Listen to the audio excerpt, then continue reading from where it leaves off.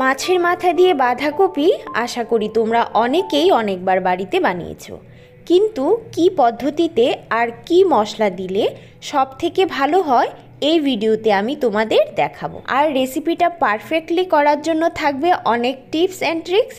তাহলে চলো রেসিপিটা শুরু করি। সবার প্রথমে কড়াইটা গ্যাসে বসিয়ে মাছ ভাজার জন্য পরিমাণ মতো তেল দিয়ে দিচ্ছি। তেলটা ভালো করে গরম করে নিচ্ছি।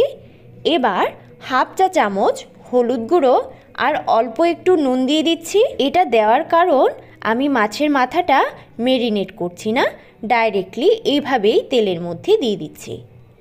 খুন্তির সাহায্যে মাছের মাথাটা ভেঙে দিচ্ছি। এইভাবে নাড়াচাড়া করে মাছের মাথাটা ভেজে তুলে নিচ্ছি। এবার ওই মাছ ভাজার তেলের মধ্যে আরও একটু তেল দিয়ে দিচ্ছি। তেলটা গরম হলে হাফ চা চামচ কালো জিরে দিয়ে দিচ্ছি।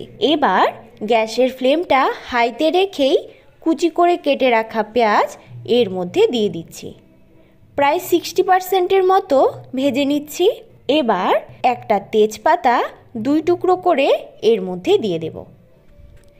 দিয়ে দিচ্ছি টুকরো টুকরো করে কেটে রাখা আলু। পেঁয়াজগুলো যদি লাল লাল করে ভাজার পর আলুগুলো অ্যাড করো, তাহলে আলুগুলো ভাজতে ভাজতে পেঁয়াজগুলো পুড়ে যাবে। দিয়ে দিচ্ছি হাফ চা চামচ হলুদ গুঁড়ো আর হাফ চা চামচ নুন। এবার ঝালের জন্য দিয়ে দিচ্ছি 3 থেকে 4টা কাঁচা লঙ্কা। আমি পরে এখানে গুঁড়ো লঙ্কাও ব্যবহার করব। 1.5 থেকে 2 মিনিট ভাজলেই দেখবে আলু আর পেঁয়াজগুলো ভালো করে ভাজা হয়ে গেছে। আর পেঁয়াজগুলো যাতে ভালো করে গলে যায়, তাই এখানে 6 থেকে 7 কোয়া রসুন আর অল্প একটু আদা বেশি করে জল দিয়ে পেস্ট করে এর মধ্যে ঢেলে দিচ্ছি। এইভাবে কিছুক্ষণ রান্না করে নিচ্ছি।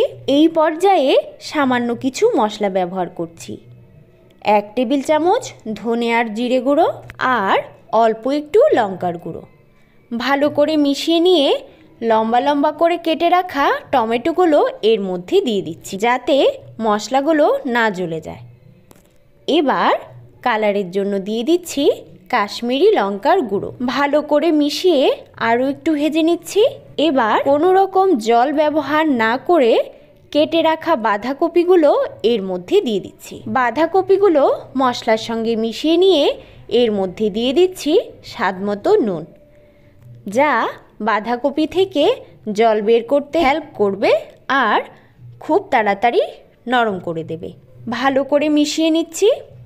এবার ঢাকা দিয়ে 5 থেকে 7 মিনিটের জন্য কুক করে নিচ্ছি। 5-7 মিনিট পর ঢাকাটা তুলে তোমাদের দেখিয়ে দিচ্ছি। আশা করি বুঝতে পারছো বাঁধাকপিগুলো 60%-এর মতো কুক হয়ে গেছে। এই স্টেজেই মাছের মাথাটা এর মধ্যে দিয়ে ভালো করে মিশিয়ে নিচ্ছি।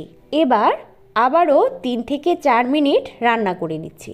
যখন দেখবে বাঁধাকপিগুলো ভালো করে সেদ্ধ হয়ে গেছে, তখনই 1 টেবিল চামচ গরম মশলার পেস্ট দিয়ে দিচ্ছি। ভালো করে মিশিয়ে নিচ্ছি। আর দিয়ে দিচ্ছি 1 চা চামচ ঘি। ঘিটা অবশ্যই ব্যবহার করবে।